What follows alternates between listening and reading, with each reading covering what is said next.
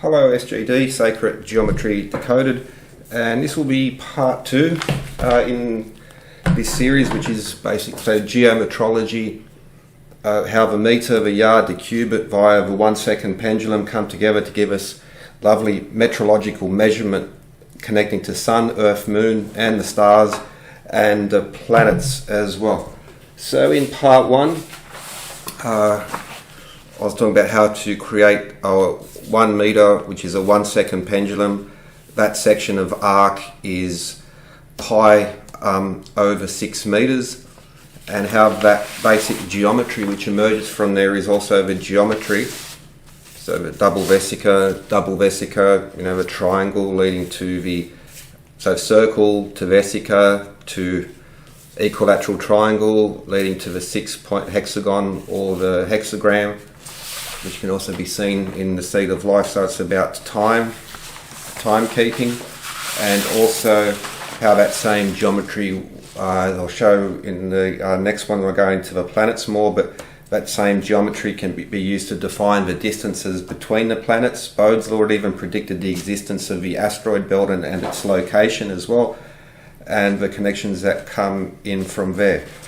So I've got some cards made. Now I'll put up so back to the pendulum, I'll just put up some bits and pieces. I'll put the example of a pendulum there and how this geometry, so I'm drawing it to scale on a piece of paper, but I've done it on the chalkboard. It's one of these things that you can sort of set up at home as well, and an interesting connection between supposedly unconnected units of measure.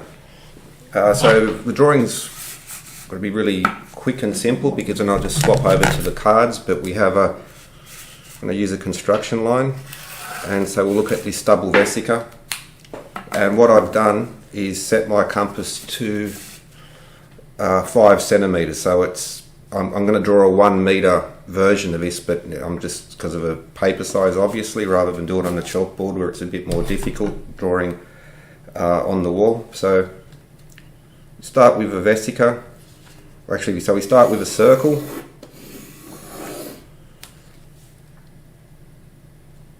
Now we have a vesica piscis, vesica pisces, the vessel of a fish. Centre of the first circle, centre of a second circle is on the edge of a first.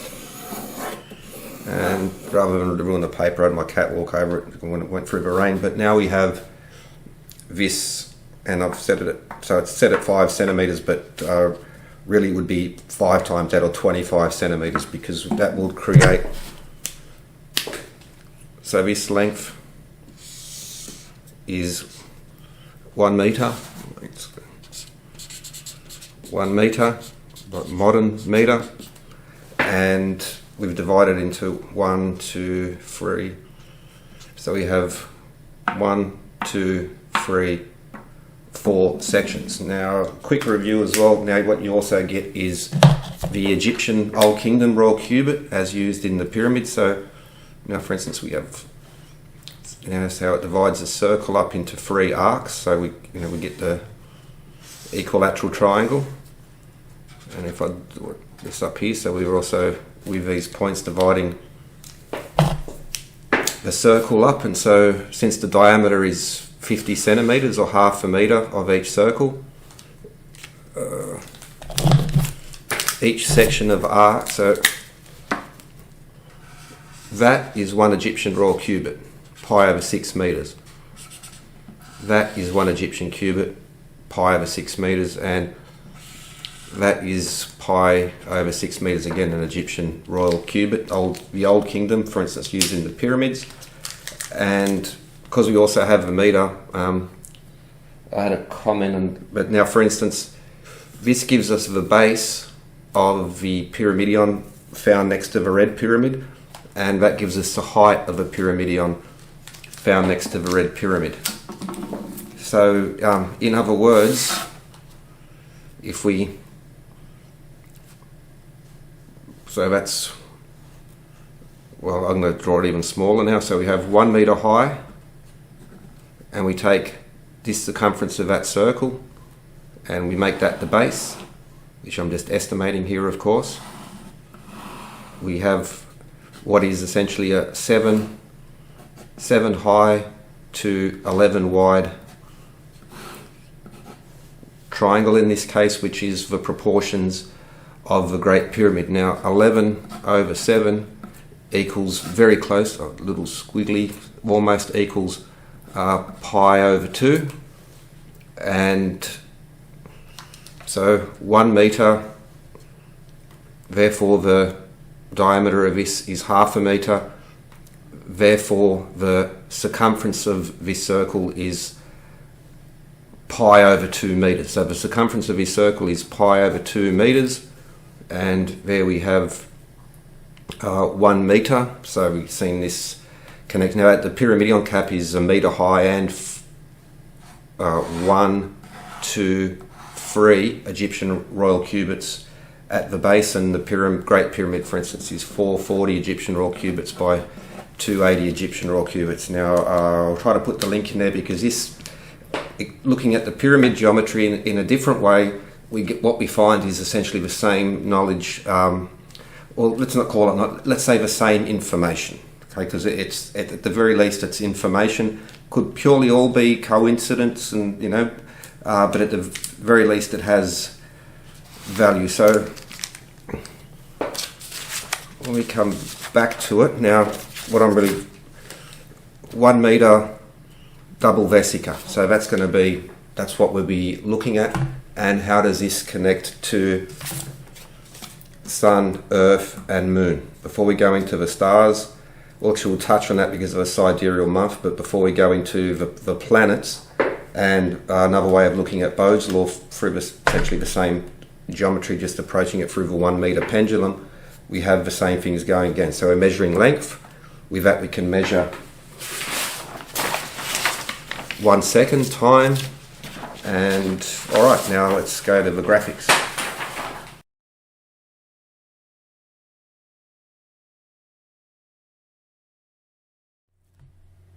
Beginning with this double vesica, very simple geometric construction.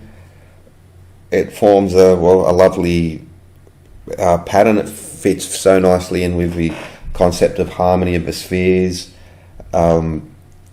Sacred geometry, again, I don't like, that's a term that's a relatively new term. Euclidean geometry, but it has applied to sacred spaces, just not as catchy.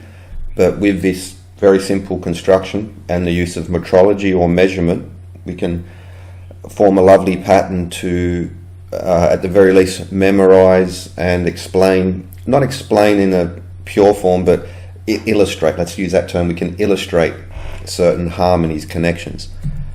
And so we see the divisions, the edges and the centers of the circle, and we formed a 1 metre section, which is 1.093613 yards. And so we apply the yardstick to there, and the yardstick will be a very important term. And so 1 yard or 3 feet or 108 grains or 432 poppy seeds would come into it as well. But let's just stick with 1 yard and 108 grains. There are 3 grains per inch.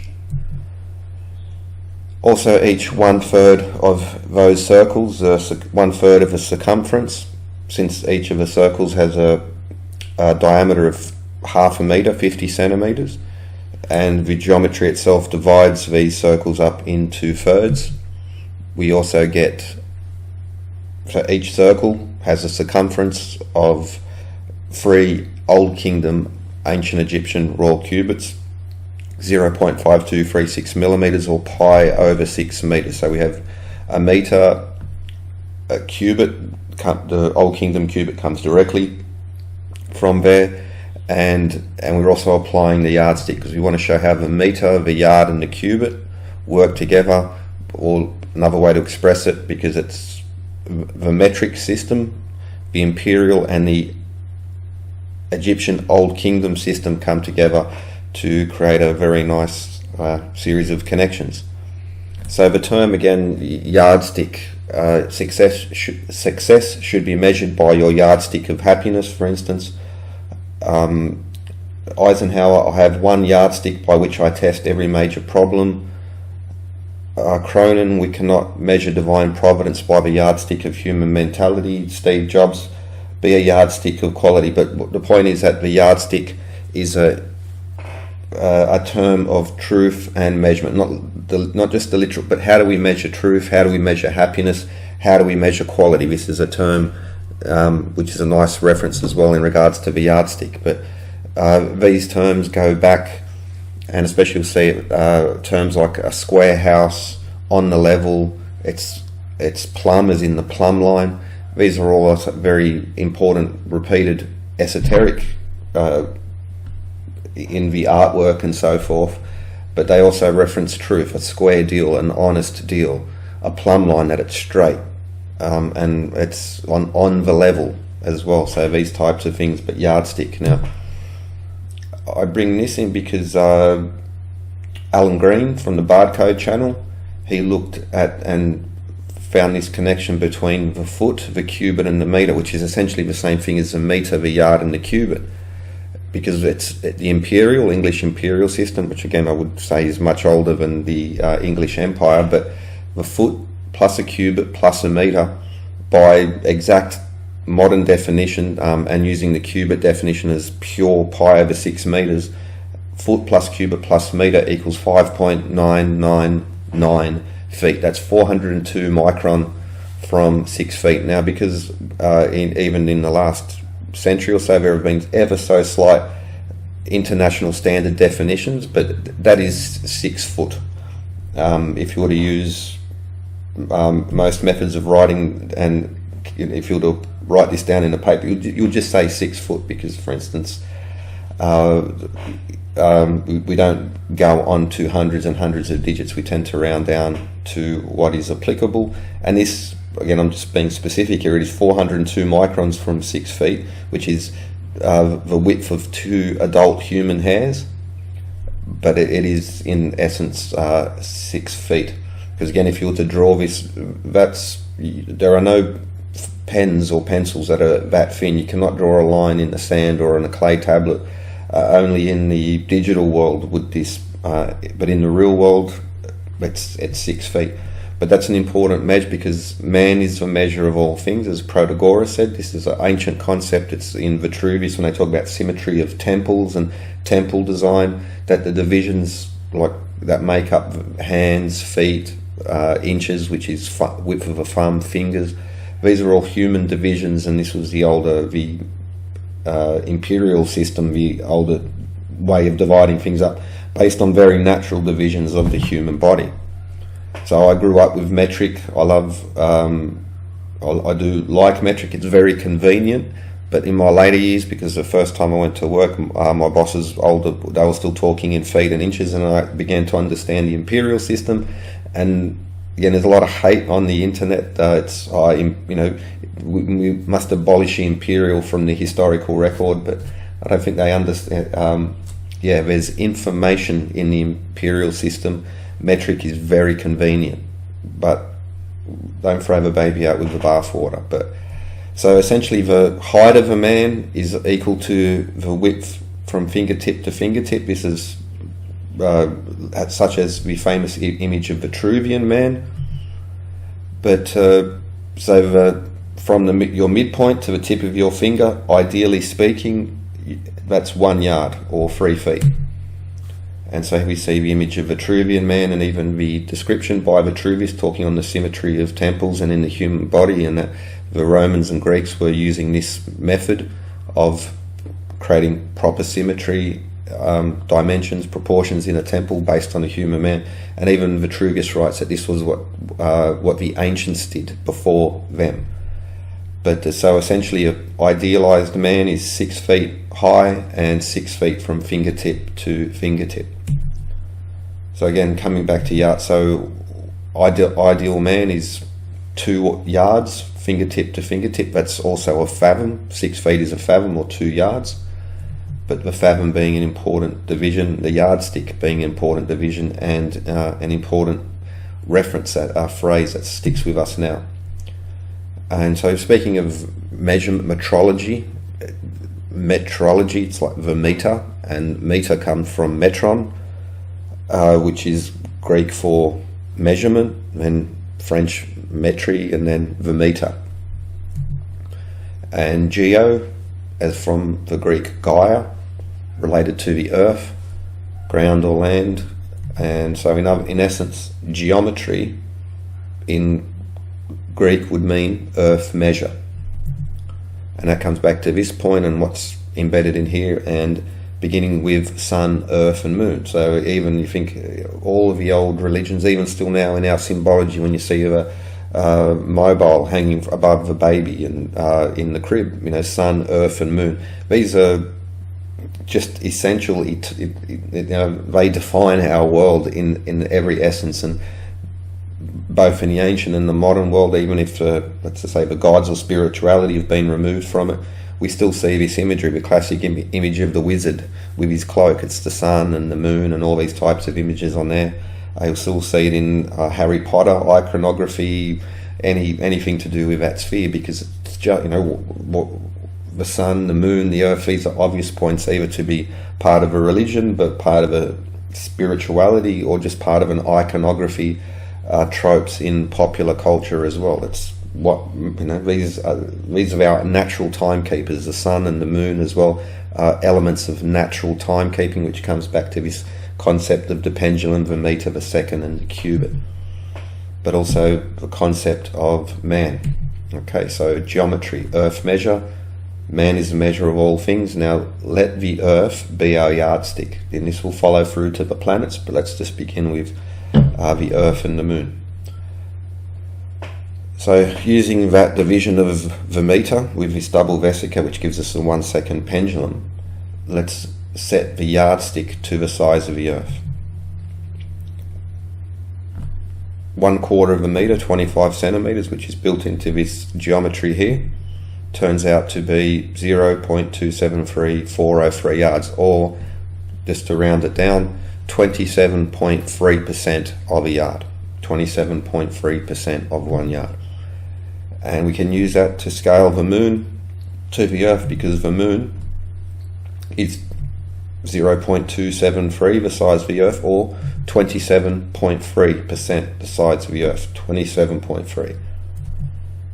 Now let's consider Earth-Moon orbits, because this same geometry will provide us with a lot of nice information. So I've drawn a line down the center of the earth. Now the moon, which orbits the earth, does not orbit on the center of the earth. The moon has a mass, the earth has a mass. Now curiously, the mass of the earth is 81 times the mass of the moon, but because the moon travels around the earth as the earth travels around the sun, the speed of the moon through space is 81 times faster than that of the earth, and the mass of the earth is 81 times that of the moon, 81 being 3 to the 4th power. Okay, but so the moon does not orbit on the center of the earth, it orbits on a point called the barycenter. This also applies to other orbits, but the Earth-Moon barycenter, the moon has weight, the earth has weight, so they're pulling on each other, so it doesn't orbit directly around the very core of the earth, it's offset. And that Earth-Moon barycenter can be defined by the same geometry, because it is at 27.3% below the Earth's surface. Again, elliptical orbits, it's going to pull in and pull out a little bit. 27.3%. The Earth is effectively phi times 1,000 kilometers as well. Again, in and out, or in other words, the radius of the moon is how far below the Earth surface is this barycenter, which comes back to this meter yardstick proportions. Also worth noting, one way, and this is a common way, but I think there's nothing better to do in this regards, but 1 yard is 108 grains, 108 being one of these very important harmonic numbers. And so here we see that's a little bit exaggerated. It'll look more circular in real life, but just to illustrate the point of the elliptical orbit of the Earth, at perigee, where the moon is closest to the Earth, 225,000 miles. At its furthest point, it is 252,000 miles. Now, even these are an average, because there's like super orbits. For instance, when there's a supermoon, that's when it comes a little bit closer. So even when you see numbers like this, there's always a little bit of tug either way, because all the spheres interact and pull and tug on each other. But if we take the diameter of the moon, and I'm just going to say it in miles, 2,160, which is 108 times 2 is 216. So again, now it's just 108 times 2 times 10, and this times 10 times 100 will come in later as well, but 108, 216, 432. But the diameter of the moon, 2,160 miles, multiply that by 108, the number of grains in a yard, we get 232,280 miles, which is effectively very, very close to the average distance from the moon to the Earth. So again, it's another reference to the orbits of the moon. Now consider, and this will be an important point, we'll be coming back to this because Sun, Earth and Moon. Alright, so what's called an AU, or an astronomical unit, is the average distance from the Sun to the Earth. So 1 AU is the distance from the Sun to the Earth. And again, this will come back in later because it's got to do with Bode's law and the geometry we began with, because this can also show the distances between the planets and a relationship between the orbits of the planet and the planets and the Sun, defined by the distance from the Sun to the Earth. Again, the Earth being our yardstick. But so the perigee is 0.00271 AU. However, again, there are those super orbits where it gets a little bit extended out because everything interacts with one another. But even just using so even at this apogee, measuring from the centers, it is 0.00273 AU. Again, 273 or 27.3 just divided by a magnitude. And so the size of the Earth, 27.3%.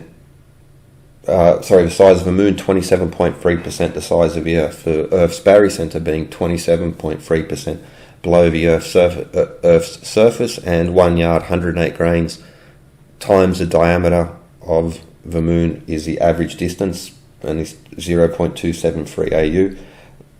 We'll filter this down later because this will all come back in regards to planets as well. And 108 is great, but there's a better number, and that would be 109.2 or 109.3, as in the number of yards in a meter simply times by 100. Okay, but these are measurements of length, so size, distance. However, consider measurements of time in this. And so months, moons, let's look at the months and how these lovely numbers, proportions, will also join Earth, Sun and Moon in many other very, very interesting ways. Again, this will also lead to Sun, Earth, Moon and planets. Sun, Earth, Moon and stars. So let's look at Moon or the months. Now, some really creepy, really beautiful harmonies, let's call it, synchronicities that go into this. And you're probably familiar with the 30-day month, which is the full moon, which is 29.53 days. But let's look at another connection. So synodic month is one orbit of the moon around the Earth in relation to the Sun. What about the stars? So that's what's called a sidereal month. That is a relationship of Earth, Moon and star. So one orbit of the moon around the Earth in relation to a star. It's a couple days shorter than a full moon month. That's because as we rotate around this orbit around the Sun, the star is moving in relation to the orbit of the Earth. That's a sidereal month. Earth, Moon, star relationship. One sidereal month on average, because elliptical orbits, there's always a little bit of elasticity, a bit of give and play, but one orbit of the moon around the Earth in relation to a star happens every 27.32 days on average. That's where the 28-day month comes from.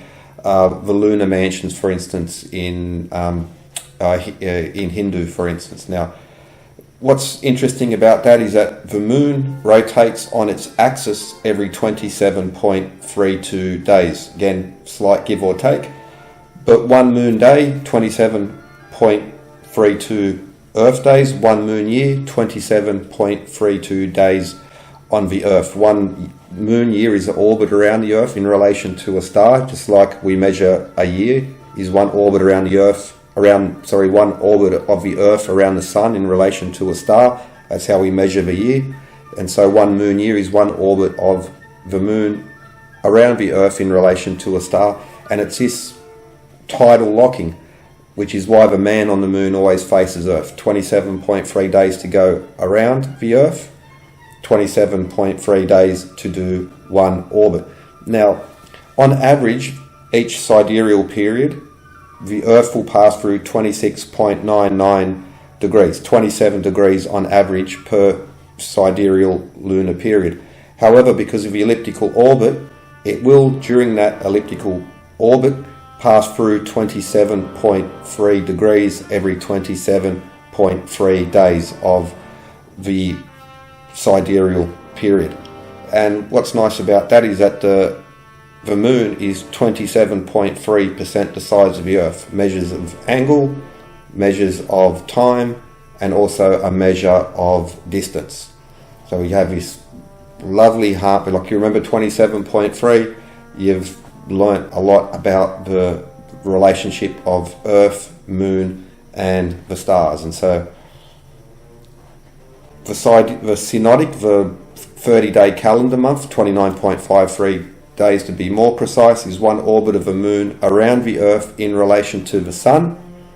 One sidereal period is one orbit of the moon around the Earth in relation to a star.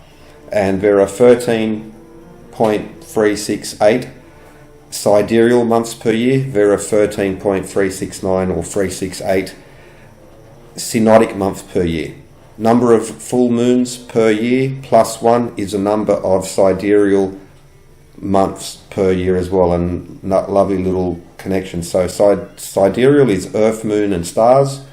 Synodic is Sun, Earth and Moon. And there's some really lovely harmonies that come out of this. Cheers. It's more than just a few little points. It's about the relationship of things. And so we've mentioned the meter, the pendulum, the yardstick, the cubit, this double vesica geometry, but also measurements of length and measurements of time. Now, for the moon, 27.3% the size of the Earth. From the centres at apogee maximum distance, the moon will be passed through 0.00273 AU, AU being astronomical unit average distance from Sun to the Earth, like so Sun, Earth, Moon relationship. 27.3% below the Earth's surface is the barycenter, which the point at which the moon orbits, and we'll also measurements of time. The sidereal month, one orbit of the moon around the Earth in relation to a star, so a Sun, Moon, Star relationship. That happens every 27.32 days on average, so I'm just rounding it to 27.3. The moon rotates on its axis every 27.32 days, again slight variations going either way, but the sidereal month, one orbit of the moon around the Earth in relation to a star, that could be called a moon year.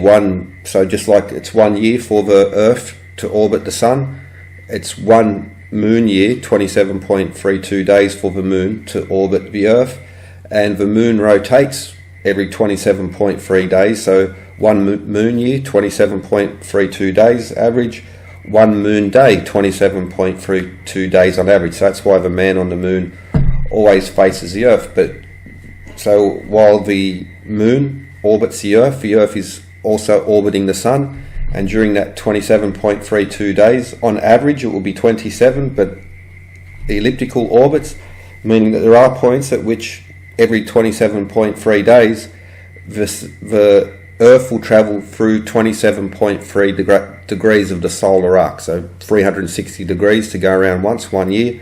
Well, one sidereal month, 27.3 days, will also again pass through 27.3 days. Now, that's a measurement of angle. We're measuring time, we're measuring angle, we're measuring length. Now, what are other measurements? Well, let's consider pressure.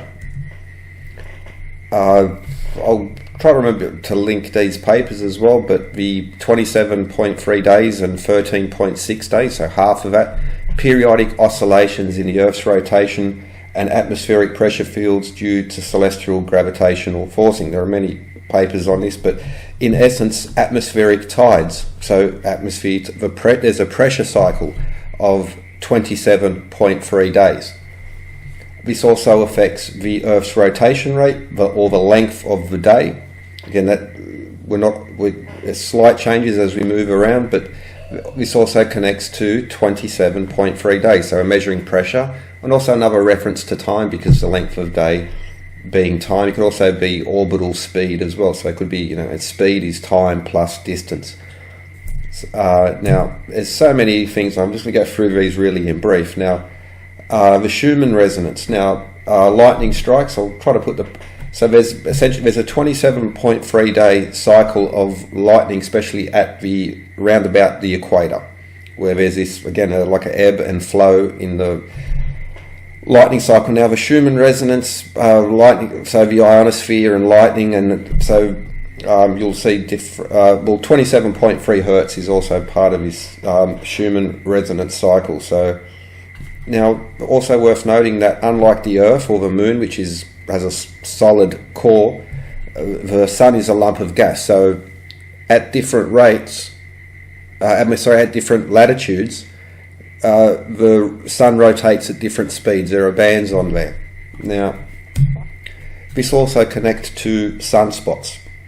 So there are, again, many papers, but sunspots, 27.3 degrees would be the initial search term, but there's a 27.3 day relationship with the rotation period of the Sun and to do with sunspots, and the Carrington rotation periods of 27.3. So sunspots, the rotation, so 1 day on the Sun would be different depending on your position, but there's also an older paper that at 27.3 degrees north or south of the equator, there tends to be a hot spot for sunspots, let's say. But so Sun, Earth, Moon, pressure, now.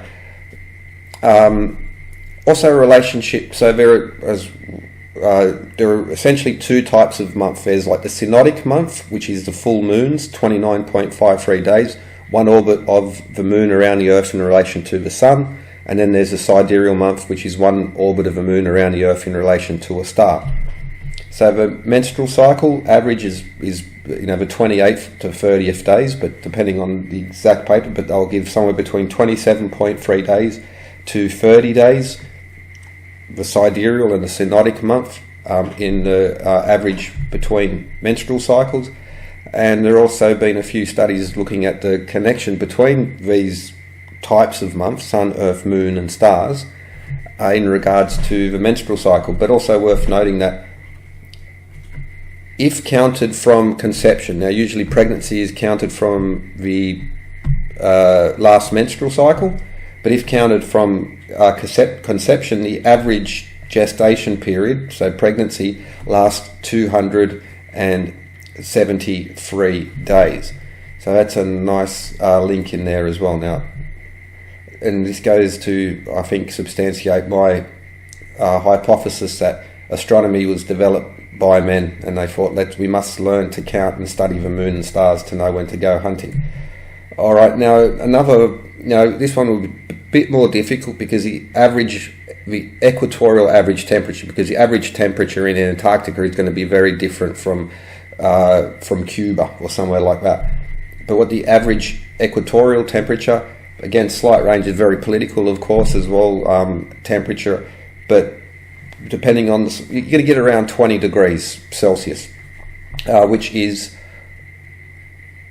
times that by 273, so the average surface temperature on the Earth at the equator is 273 times less than the surface temperature of the Sun. And so many others in regards to this. I'm just being rather quick. So we come back to this 27.3, as the Moon is 27.3% the size of the Earth, as this vesica divides up into 25 centimeters, or 27.3% of 1 yard, Earth being our yardstick.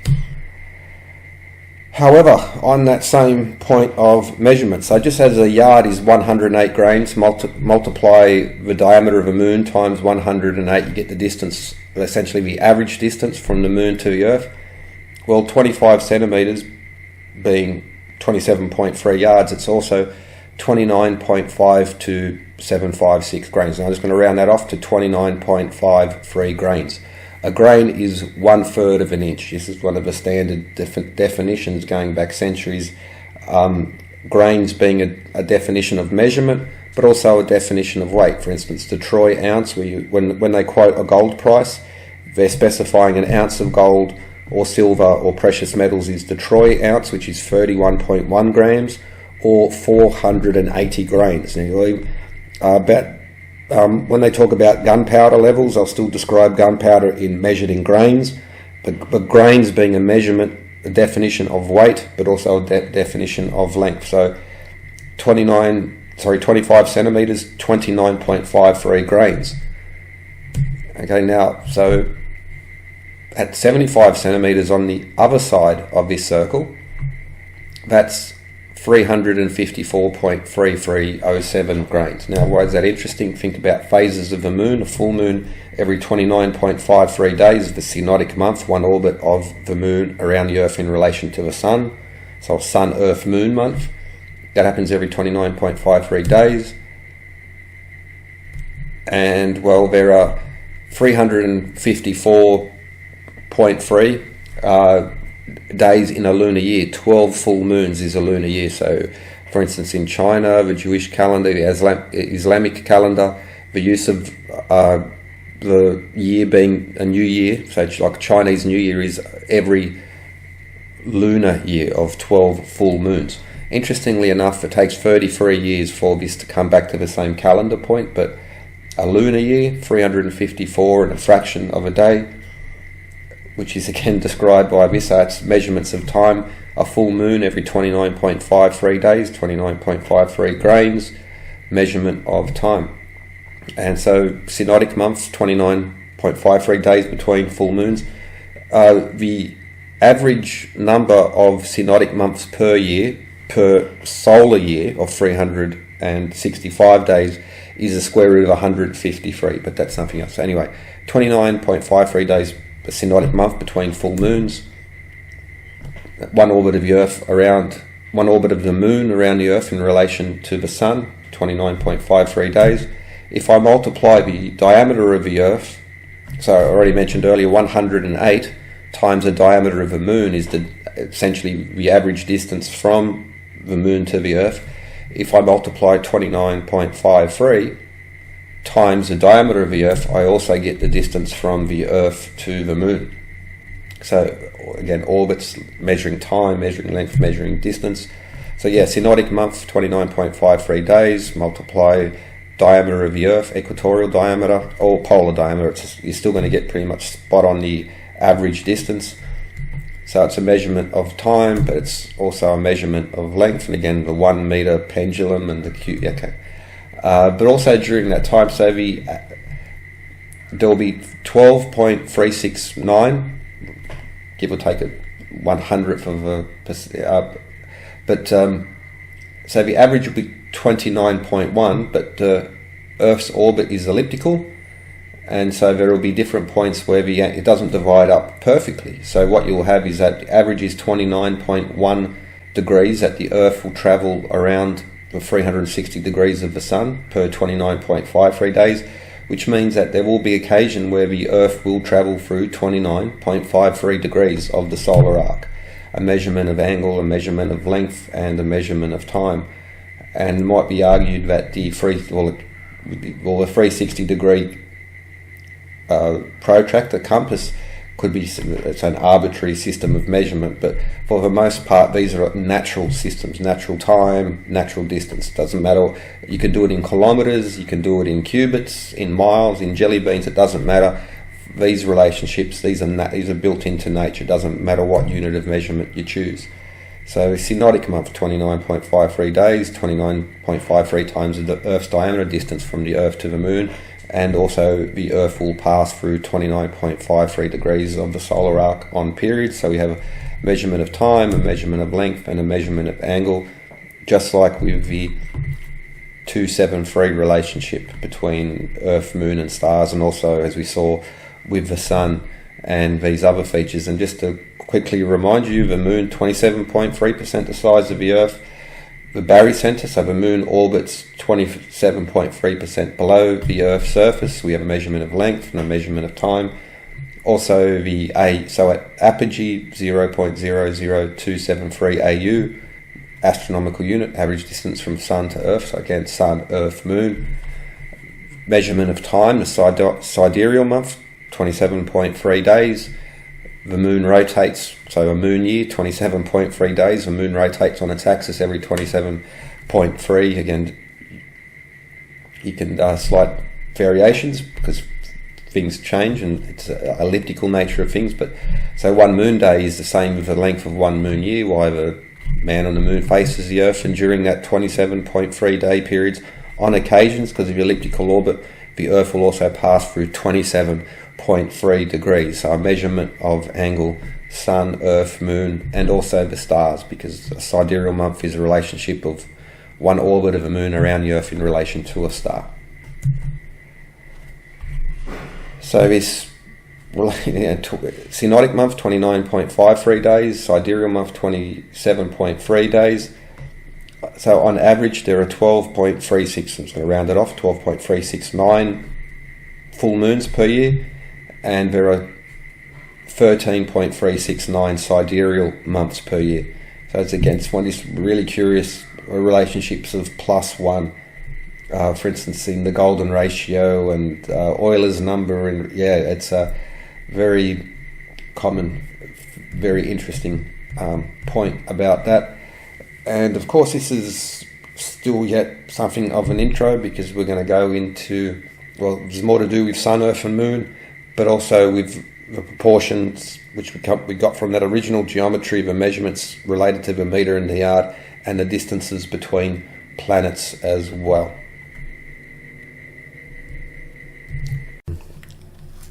Hello SGD, Sacred Geometry Coded. Let's look at some curious features about Sun, Earth and Moon, and how they are very uniquely balanced, and especially if you viewed through the perspective of weights and measures. Thoth Shesset, god of weights and measures, Hermes, Trismegistus, etc.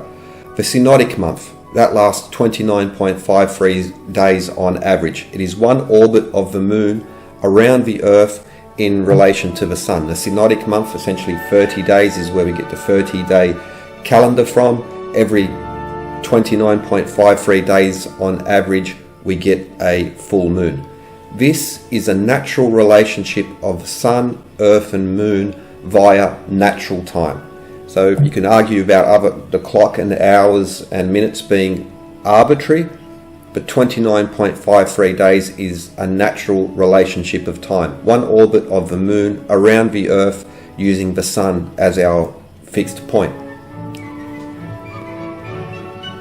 Natural relationship of time, 29.53 days. However, it goes further than that. So 29.53 in time. What about 29.53? Time is a measure, length is a measure. Multiply the diameter of the Earth by 29.53, we get the distance from the Earth to the Moon. A natural relationship of length between the Earth and the Moon via the natural relationship of time of 29.53 days, which is a Sun, Earth and Moon relationship. We're measuring length, distance, we're measuring time. Here we have one of the lovely symphony of coincidences, this balanced relationship of Sun, Earth and Moon via a full moon synodic month of 29.53 days. Now, the significance of the number 153 is also an important one because it defines, so 265 over 153 is the best, or one of the best whole number approximates of the square root of 3, which is built into the vesica. Symbolically, the vesica is a very nice depiction of a solar eclipse, and we'll get back to that in a moment, because 29.53 days average means there are 12.369 average full moons per year. The square root of 153 is 12.369. However, because there are 12.369, therefore 29.1 average degrees for the length of the solar arc, and because of the elliptical nature of the moon's orbit around the Earth will pass through 29.53 degrees of the solar arc during some of its synodic period. 29.53 days, natural relationship of time, 29.53 times the diameter of the Earth, the natural relationship of distance between Earth and Moon, and 29.53 degrees, Sun, Earth, Moon, synodic, and we come back to the origin of this. A lovely balance built into natural relationships. Of course, a 360-degree compass could be argued to be arbitrary, yet just like the 86,400 seconds per day, it's built into things in a lovely way. And so let's consider that a little bit more. And the synodic month, 29.53 days per full moon, is also the type of month, because there are a few different types of month, but the synodic month, 29.53 days, is the month which regulates solar eclipses. The moon's orbit is tilted, so we don't get a solar eclipse every 29.53 days, but the beauty of a solar eclipse happens because of another natural relationship. The moon is 400 times smaller than the sun, though the moon is 400 times closer to the Earth than is the sun. A lovely balance. And so now we put this into perspective and to scale, and what happens? The massive sun is perfectly covered by the tiny moon, but the moon is 400 times smaller than the sun, but the moon is 400 times closer to the Earth than is the sun. An extremely, almost probably unique relationship in the universe as far as we know.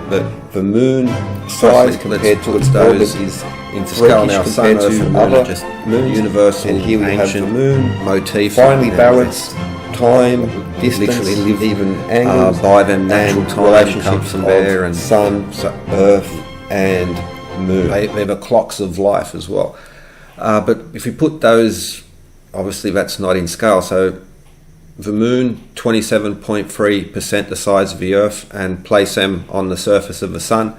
That's much more accurate how those sizes are. But we come back, I just mentioned the uniqueness, the beauty of the eclipse is this balance where the moon is 400 times smaller than the Earth, but the moon is 400 times smaller than the sun, but the moon is 400 times closer to the Earth than is the sun. Now, so moon 400 times smaller than the sun, the moon is 27.3% the size of the Earth. So let's consider this.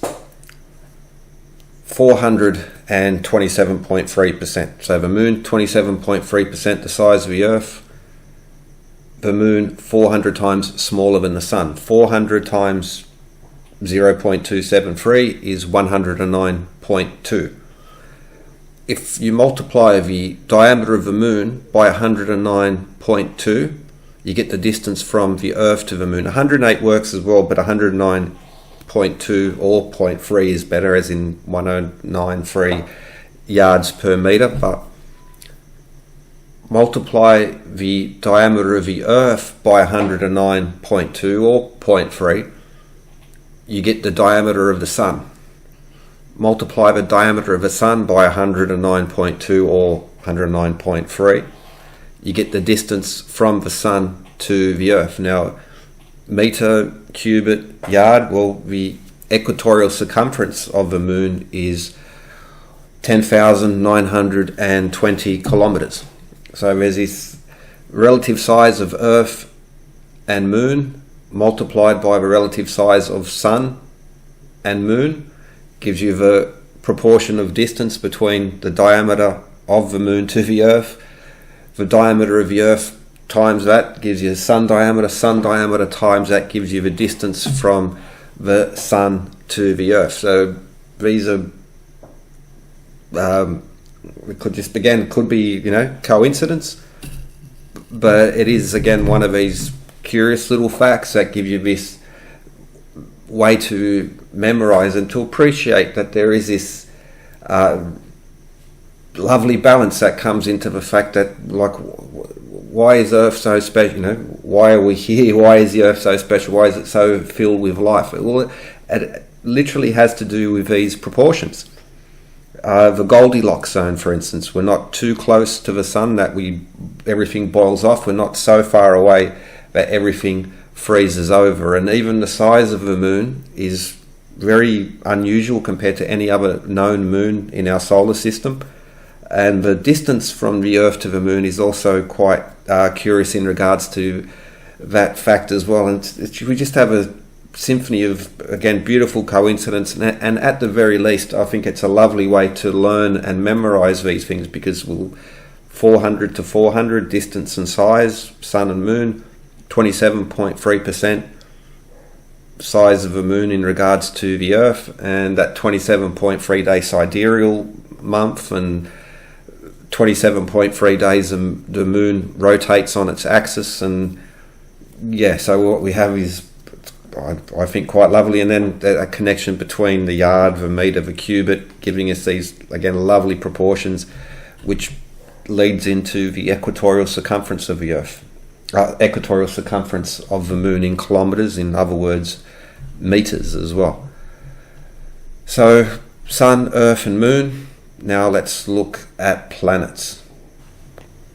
Let's now consider the planets. So again, with this double vesica, based on the meter, we get this division. Each 25 centimeters or quarter of a meter is 27.3% of a yard. And of course, each 1/3 of a circle is pi over 6 meters, or 1 Egyptian royal cubit. But now we have each one of these quarters being 27.3% of a yard. So we insert again the yardstick, 1 yard, 3 feet, or 108 grain, or 432 poppy seed. And once again, the Earth will be our yardstick. And so, as we saw earlier, the size of the Moon is 27.3% the size of the Earth. And you can't just quarter up the yard. What you need to do is quarter up the meter and then use the yard as the yardstick. So let's now keep the yardstick and look at Sun, Earth and Moon, and the yardstick will be the Earth in regards to its distance from the Sun. So the distance from the Earth to the Sun is called an AU, or an astronomical unit, and that will be our yardstick. So same how we got the proportions of size, and also that 29.53, etc. So now let's look at distances and how that connects to planets. So we insert Venus on the first of those lines. So in other words, 1 minus 27.3%, we get 0.726. Let's call that 0.723.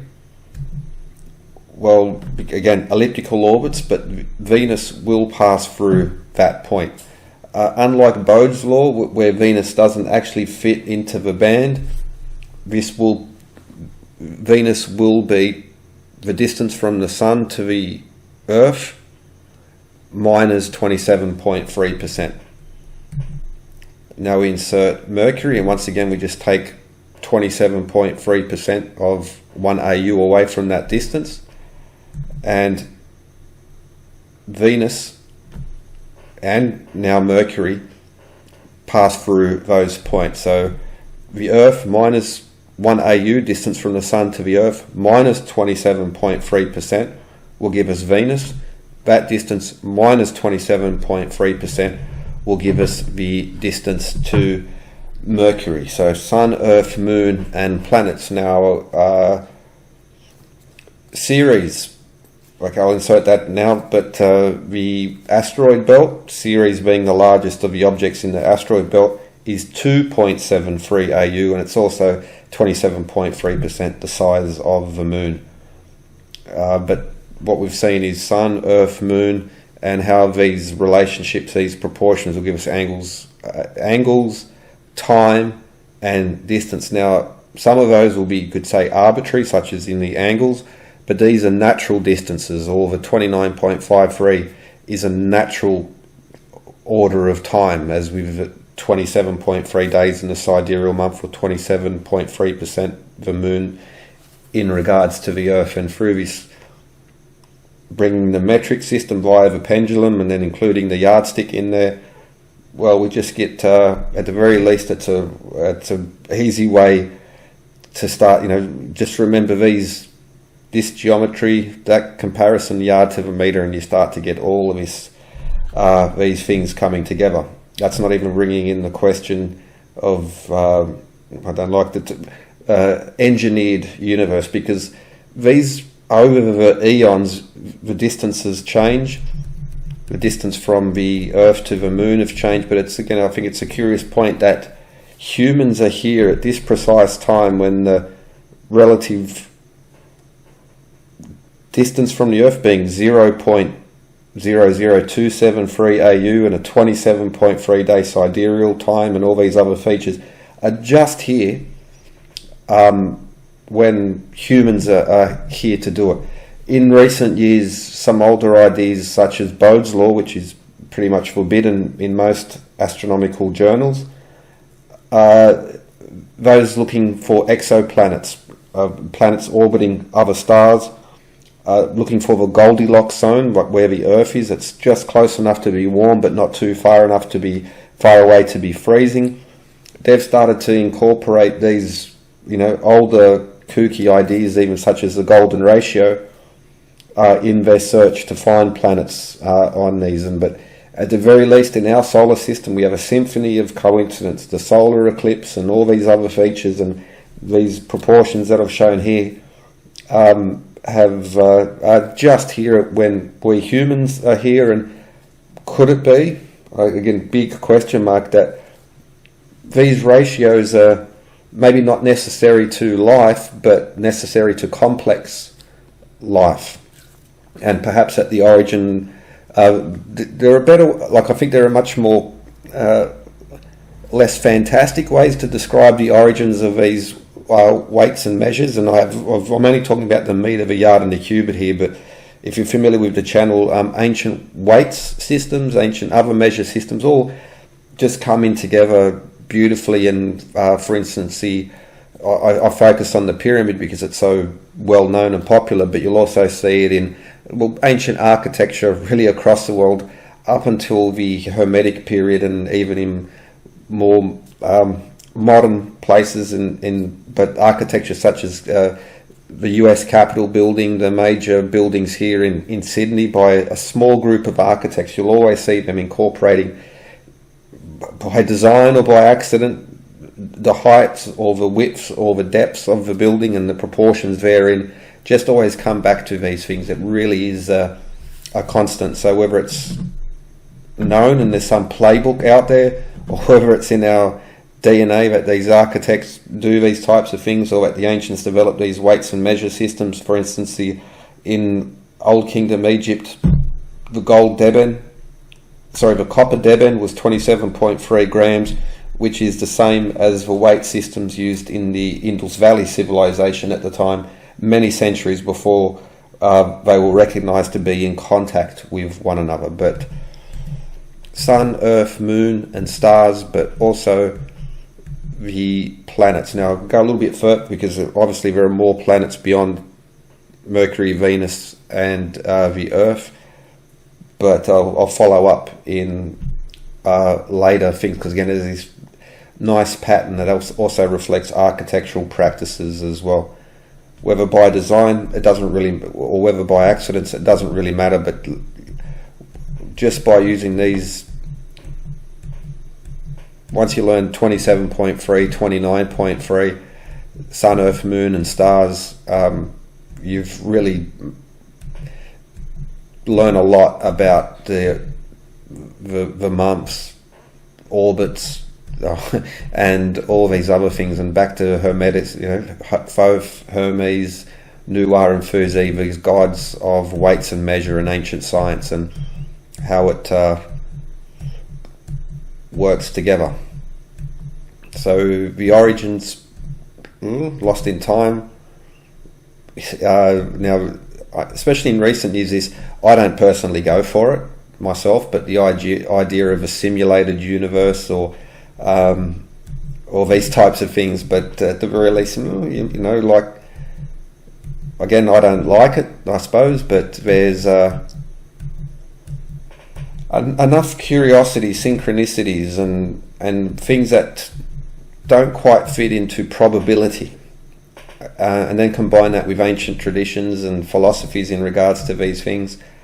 It's at the very least an interesting talking point, but given the connection to architectural weights and measures and ancient science leading into the modern scientific period, I definitely think it's something worth considering at the very least as an alternative system of learning about these things. Because you draw a little bit geometry. Now this same geometry you can explain Pythagorean music and these other beautiful pieces of the Quadrivium, geometry, arithmetic, music and astronomy as part of a coherent system rather than these separate classes, and never the twain shall meet. So from the yard, the meter linking to the Egyptian royal cubit, and the concept of the earth as the yardstick, which leads sun, earth, moon and the planets, but most importantly, and the origin of it being the moon being 27.3% the size of the earth. Well, for me, this really began quite some time ago by studying ancient metrology. Now, metrology weights and measures, but measurement is also time. So a 1 meter pendulum will swing once per second, and it's very important that it not swing more than 30 degrees, because as Riccioli found out centuries ago, that will affect the timing. So 15 degrees either of standing or 30 degrees in total, that creates an arc of pi over 6 meters, or 1 Egyptian royal cubit. So the meter, the cubit, and the second create this lovely synchronicity. Now, whether it's by design or not, I think that timekeeping is, very ancient. It's there's no smoking gun document, but what we have is 1 meter, 1 second, 1 cubit coming together at this important 30-degree angle. Now, in regards to sun, earth and moon, what's the earth's orbital speed around the sun? Well, at its top speed, it is 30 kilometers per second, as in 30 degrees. 30 degrees is 1,800 minutes of the compass. The Earth's orbital speed per minute is 1,800 kilometers. 30 degrees is also 108,000 seconds of 360 degrees. We divide a degree into 60 minutes, into 60 seconds, and 108,000 seconds is the orbital speed of the Earth at its top, kilometers per hour around the sun. Now, I could also go much further into 27.3, how that connects to these pendulums which join all the Old Kingdom and the later Egyptian cubit as well. But the important concept really being the measurement of angles, measurements of distance, and measurements of time, and these synchronicities, as we saw, that are built into nature themselves. So the meter, the second, these can be quite arbitrary, but now let's consider the 86,400 seconds per day. Returning to the origins of this was in regards to the meter, the yard, and the Old Kingdom ancient Egyptian cubit as used in the pyramids, which is another way of thinking about it, is the metric system, the imperial system, and the ancient Egyptian system, and how they connect to time. We've already seen there nice lessons in regards to astronomy, sun, earth, moon, and the planets, but there's more to consider when it comes to this. Consider this now: the metric, the imperial, and the Old Kingdom ancient Egyptian system. But metric and imperial to begin with, and now that connects to sun, earth, moon, but also now we'll look at other planets. Now, for instance, miles, imperial, kilometers is metric. 86,400 seconds per day on the earth. 864. Now multiply that by 10, you get 864,000 miles, which is the mean diameter of a sun, well above 99.9% accuracy. 86,400 seconds per day, 86,400 miles, the mean diameter of Jupiter above 99.75% accuracy. Now, because it's a gas planet, there's more elasticity in these things, but at least as a mnemonic, as a way to remember it, 864,000 miles is the diameter of the sun. Divide that by 10, you get 86,400 miles, the mean diameter of Jupiter. Now, the position of Saturn in regards to the Earth is 10 AU, so it's times 10 relationship. But 864,000 miles is the diameter of the sun. 864,000 kilometers per day is the orbital speed of Saturn around the sun. 86,400 seconds per day, 86,400 kilometers per day, the orbital speed of the moon going around the Earth itself. So we see now, curiously, Saturn is tilted at 27.3 degrees as well. So there are so many that I'm actually not including in here because it would be quite long, very, very long. I'll put some links maybe in the description to other videos where I go through in physics, chemistry, so many of the other sciences, how mathematics, computing, how 27.3 or 273 is just so out there and there all the time, but how also these connect to other features, because even the pendulums, 27.33 fingers in regards to the measurements of these things, measuring time, measuring distance. Time plus distance is measures of speed, as we see here with Saturn and Jupiter, and also how it connects very nicely to the mean diameters to a really high accuracy. And also, especially with the Sun and the gas planets such as Jupiter and Saturn, defining the actual, it's not like the Earth where you have sky sitting on ground, where you have a clear-cut definition. The gas planets and the Sun, it's a little bit more tricky because it's not this nice clean line between ground and sky. But whether you're measuring time, you're measuring distance, you're measuring length, you could also include pressure and so many other factors into this. And again, it comes back to this metrology. Hermes, guide of weights and measures. Thoth, guide of weights and measures. Nuar and Fuzi, guide of weights and measures. And the emblems and the symbols connected to them, and that these numbers are built into ancient architecture, modern architecture, especially those connected to Freemasonry and the esoteric traditions as well. You'll see the same architects over and over again incorporating these numbers, as well as things like the golden ratio, the square root of 3 in cathedrals, modern buildings, glass and steel, but ancient stone structures, very ancient stone structures as well, and not even including the distances between certain places and connections in regards to the pyramids. Now, for instance, the half base of a pyramid is 1, the height is 1.273, and 4 over pi is 1.273, which is the ratio of area of a circle inside of a square.